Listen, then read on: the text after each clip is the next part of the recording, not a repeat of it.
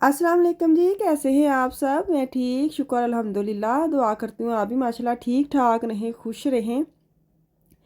चलें जी, बिस्मिल्लाह करते हैं। मैं और मेरे मियाँ नाश्ता करने लगे हैं। ब्राउन वाले जो टोस्ट है ना, वो टोस्ट में डाल के मैंने ब्राउन किए हैं, और जो दूसरे हैं वो इन्होंने तवे पे फेंक फूक के किए हैं, जो मुझे ज़रा मज़ा नहीं आता।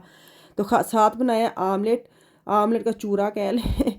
ये हमारा नाश्ता है। तो रात का ना मैंने चिकन विंग्स को मसाला लगा के रखा हुआ था, खाया नहीं है। इसके अंदर सिर्फ दही है, घर के मसाले मैंने डाले, लेमन है, ऑयल है, नमक मिर्च और क्या गरम मसाला है, सूखा धनिया का पाउडर है, थोड़ी सी मैंने अजवाइन भी डाल ली है, तो दादर मिर्चा ने, हाँ घर के मसाले हैं, दही में मिक्स करके लेमन ऑयल डाल के तो इसको मैंने लगा कर रख दिया था।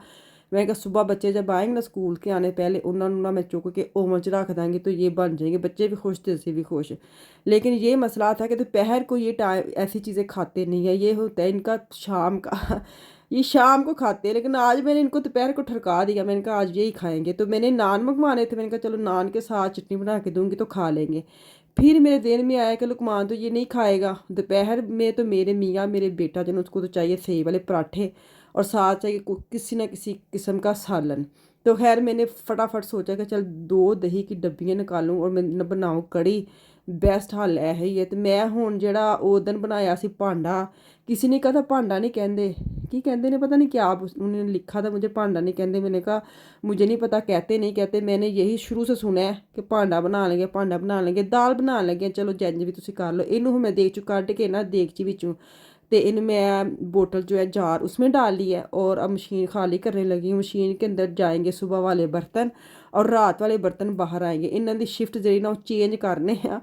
सुबह के जोड़े ने वो अंदर जाएंगे तो रात वाले आएंगे बाहर। अभी बड़ा काम है। चलो शुक्र अल्लाह का, इसको निकाल के बर्तन लगाऊंगी। साथ साथ मैंने रोस्ट भी देखना कि वो भी सड़ भोजना ना जावे।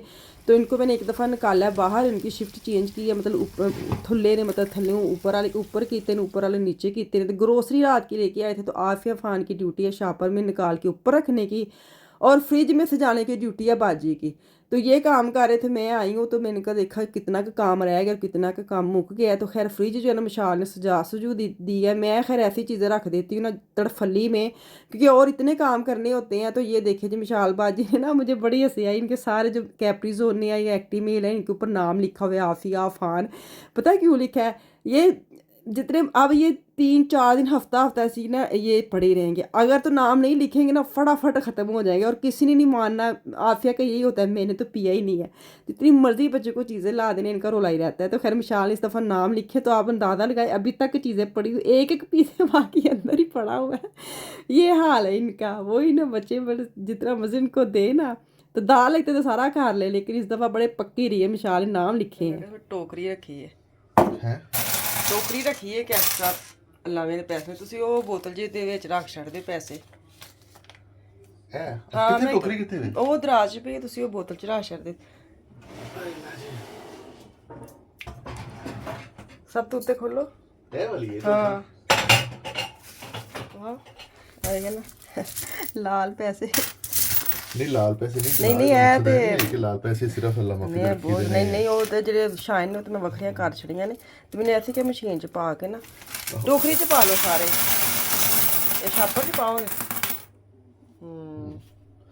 ਹੋਰ ਕਿਤੇ ਨੇ? ਅੱਛਾ ਇਹਨਾਂ ਨੂੰ ਕੰਮ ਦਾ ਕਿਹਾ ਜੇ ਕਿ ਨਹਾਈ ਜਾ ਕੇ ਕਰੋ ਤੇ ਤਿਆਰ ਹੋ, ਮੈਂ ਖਾਣਾ ਬਣਾਉਣੀ। ਤੇ ਉਹਨਾਂ ਨੇ ਵੀ ਇੰਨਾ ਖਲਾਰਾ ਪਿਆ। ਇਹਦਾ ਕੋਈ ਮਕਸਦ ਨਹੀਂ, ਅਸੀਂ ਕਿਤੇ ਨਹੀਂ ਜਾਣਾ ਪੈਸੇ ਚੇਂਜ ਕਰਵਾ, ਲੇਕਿਨ ਉਹਨਾਂ ਨੇ ਉਹ 2 ਟੋਕਰੀਆਂ ਖਾਲੀ ਕਰਕੇ ਨਾ ਇਹ ਹੁਣ ਅੱਧੇ ਕੁ ਤੁਸੀਂ ਛਾਪਰ 'ਚ ਪਾਣੇ ਨੇ, ਅੱਧੇ ਕਿਹਨੇ ਜ਼ਮੀਨ 'ਤੇ ਸੁੱਟਣੇ ਨੇ। ਨਹੀਂ ਕਰਤਾ ਜਨਾਬ। ਆ ਵੇਖ ਜਗ੍ਹਾ ਜਗ੍ਹਾ।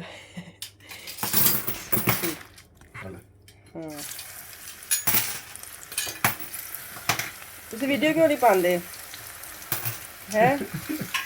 ਹੱਸਣ ਵਾਲੀ ਗੱਲ ਤੁਸੀਂ ਵੀਡੀਓ ਕਿਉਂ ਨਹੀਂ ਚਲਾ ਰਹੇ? 2-3 दिन हो गए ने ਤੁਹਾਡੇ व्लॉग नहीं आते, तो मैं उन्होंने जवाब दे रही हैं कि क्यों नहीं आ रहे आपके व्लॉग। आप जरा बताना पसंद करेंगे?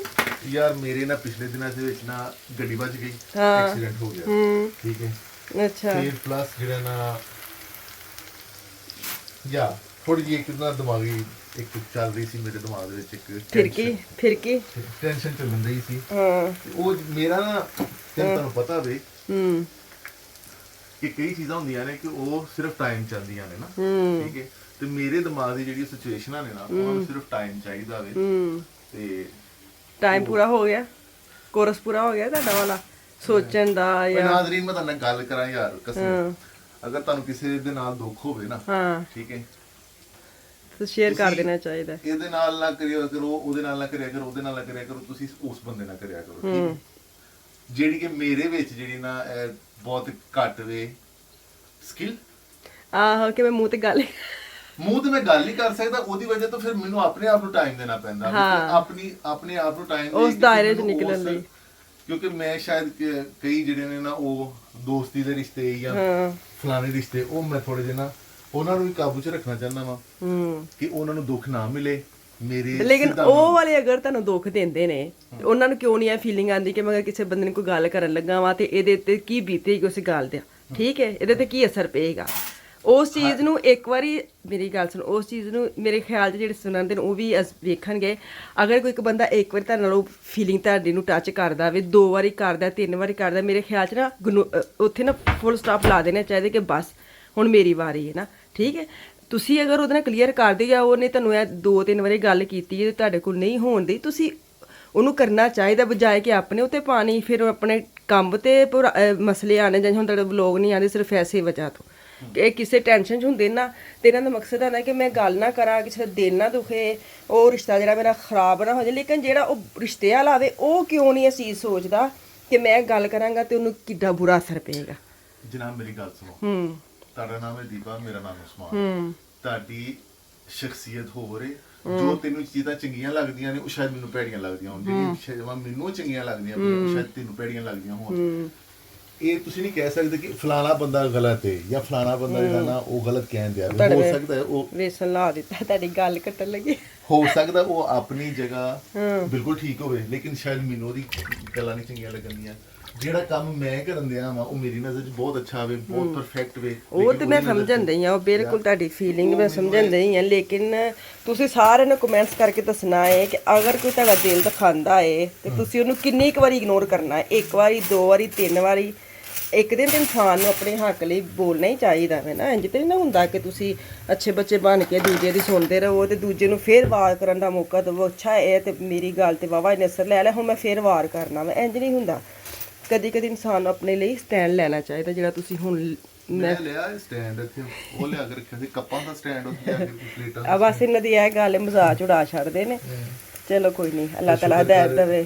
ਸ਼ੁਕਰ ਕਰ ਮੈਂ ਕਹਿੰਦੇ ਹਾਂ ਕਿ ਤੇਰੇ ਨਾਮ ਦਾ ਵੀ ਨਾ ਇੱਕ ਪੈਸਾ ਬਣਿਆ। ਹਾਂ ਹੈ ਕਿਹੜੇ ਬੁਲੰਦਾ ਦੇ, ਹਾਂ ਇਹ ਬੱਕਰੀ ਬਣੀ ਕੋਈ ਹਾਲ ਨਹੀਂ, ਹੱਥ ਮੁੱਕੀ ਵਿੱਚ ਹੈ ਮੇਰੇ ਨਾਮ ਦਾ ਵੀ ਬਣਿਆ। ਕੀ ਹੈ ਪਤਾ ਨਹੀਂ ਕਿੱਥੋਂ ਨਿਕਲਦੇ ਨੇ, ਕਿਸੇ ਕੰਟਰੀ ਦੇ ਨੇ, ਨਹੀਂ ਮਤਲਬ ਕਿ ਹਾਂ ਇਹ ਤੁਸੀਂ ਵੀ ਲਾ ਲਓ, ਜੇ ਤੁਹਾਨੂੰ ਸਵਾਰੀਆਂ ਦੇਣੇ ਤੁਸੀਂ ਲਿਆ ਕੇ ਨਾ ਲਾ ਦੇਸ਼ਾਂ ਦੇ ਲੰਮੇ ਜੀ ਆ ਲਓ ਮੇਰੇ ਮੁਲਕ ਨਹੀਂ ਇਹ ਮੇਰੇ ਨਹੀਂ ਹੈ। ਮੈਂ ਕਿਹਾ ਜਦੋਂ ਮੈਂ ਫਰਾਂਸ ਗਿਆ ਸੀ ਨਾ, ਅੱਛਾ ਪੈਸੇ ਨੇ ਫਿਰ ਮੈਂ ਚਲੋ ਜੀ ਮੈਂ ਇੱਕ ਪਾਸੇ ਰੱਖੀ ਕੜੀ, ਨਾਲ ਰੱਖ ਰਹੇ ਪਕੌੜੇ ਤੇ ਰੋਸਟ ਜਿਹੜਾ ਚਿਕਨ ਵਿੰਗਸ ਮੈਂ ਓਵਨ 'ਚ ਰੱਖਿਆ ਹੋਵੇ। ਬੱਚੇ ਹੁਣ ਸਕੂਲਾਂ 'ਚ ਬਸ ਆਮਦ ਹੈ ਤੇ ਬਸ ਉਹਨੇ ਦੇਰ ਤੱਕ ਨਾ ਮੇਰਾ ਖਾਣਾ ਜਿਹੜਾ ਨਾ ਰੈਡੀ ਹੋ ਜੇ ਤੇ ਕਿਆ ਹੀ ਬਾਤ ਹੋ ਜੇ, ਹਨਾ। ਤੁਸੀਂ ਕੀ ਕਹਿੰਦੇ ਹੋ? Good, Mubashir Ahmed, very good. ਵੇਖ ਲਓ ਅਸੀਂ ਕਿੰਨੇ ਕਿੰਨੇ ਲੋਕਾਂ ਨੇ ਯਾਦ ਕਰਨੇ ਹੈ। ਚਲੋ ਹੁਣ ਪਾ ਲਓ ਸ਼ਾਪਰ ਵਿੱਚ, ਤੇ ਤੂੰ ਖਲਾਰਾ ਚੁੱਕੀ ਹੈ ਕਿਉਂਕਿ ਮੈਂ ਹੁਣ ਖਾਣੇ ਨਾ ਇੱਥੋਂ ਰੋਟੀਆਂ ਵਗੈਰਾ ਬਣਾਉਣੀਆਂ ਤੇ ਮੈਨੂੰ ਜਗ੍ਹਾ ਚਾਹੀਦੀ ਸਾਫ਼ ਕਰਾਂ। ਹਾਂ ਬੈਗ 'ਚ ਪਾ ਲਓ। ਇਹ ਕਿੱਡਾ ਪਾ, ਇਹ ਵੀ ਪੇ ਨੇ ਹੈ। ਹਾਂ ਨਹੀਂ ਮੈਨੂੰ ਯਾਦ ਆਇਆ ਸੀ ਸਟੋਰ 'ਚ ਰੱਖੇ ਸਨ ਮੈਂ। ਤੂੰ ਬੱਸਾਂ 'ਚ ਮੰਗਦੀ ਤੇ ਨਹੀਂ ਨਹੀਂ ਮੰਗਦੀ ਨਹੀਂ, ਅੱਲਾ ਉਹ ਬੱਚਿਆਂ ਕੋਲ ਕਢਵਾਨੀ ਆ, ਆਪੀ ਵੀ ਕੱਢਣੀ ਆ, ਤੇ ਬੱਚੇ ਤਾਂ ਸਾਰੇ ਠਿੱਪੇ ਕੱਢਦੇ ਨੇ ਨਾ। ਤੇ ਮੈਂ ਨਾ ਉਹਦਾ ਖੋਲਣ ਵਾਲਾ ਮੈਂ ਲੁਕਮਾਨ ਨੂੰ ਦਿੱਤੇ ਸੀ। ਇਹਦੇ 'ਚ ਤਾਂ ਨਹੀਂ ਆਣੇ ਜਨਾਬ, ਇਹਦੇ 'ਚ ਪਾ ਲਓ ਨਾ ਤੁਸੀਂ ਸਾਰੇ ਇਕੱਠੇ ਪਾ ਲਓ। ਇਹਦੇ 'ਚ ਸ਼ਾਇਨਾ ਵੀ ਉਹਨਾਂ ਨੂੰ ਬਾਹਰ ਕੱਢ ਦੇ ਤੇ ਕਾਗਜ਼ ਵਾਲੇ ਸਾਈਡ ਤੇ ਕਰ ਦੇ, ਉਹ ਤੇ ਨਾ ਮਸ਼ੀਨ 'ਚ ਪਾਉਣੇ। ਇਹ ਵੇਖੋ ਇਹ ਵਾਲੇ ਉਹ ਵਾਲੇ ਨੇ ਲਿਟਲ ਦੇ ਜਿਹੜੇ ਟੋਕਰੀ ਇਹਦੇ ਵਿੱਚ ਤੋਂ ਪਹਿਲੇ ਫਿਰ ਸਾਫ਼ ਕਰਨੇ ਪੈਣੇ, ਪਤਾ ਨਹੀਂ ਮੈਨੂੰ ਲੱਗਦਾ ਸਾਫ਼ ਹੀ ਨੇ, ਇੱਕ ਅੱਧਾ ਹੀ ਹੋਣਾ ਤੇ ਉਹ ਮਸ਼ੀਨ ਬਾਹਰ ਕੱਢ ਹੀ ਛੱਡਦੀ ਹੈ। ਚਮਚ 'ਚ ਪਾ ਦਵਾਂ? ਹਾਂ ਇਕੱਠੇ ਮਿਕਸ ਕਰ ਦੋ। ਹੈ ਕਿੰਨੇ ਕਿਲੋ ਹੋਣਾ? ਕਿੰਨੇ ਕਿਲੋ ਹੋਣਾ?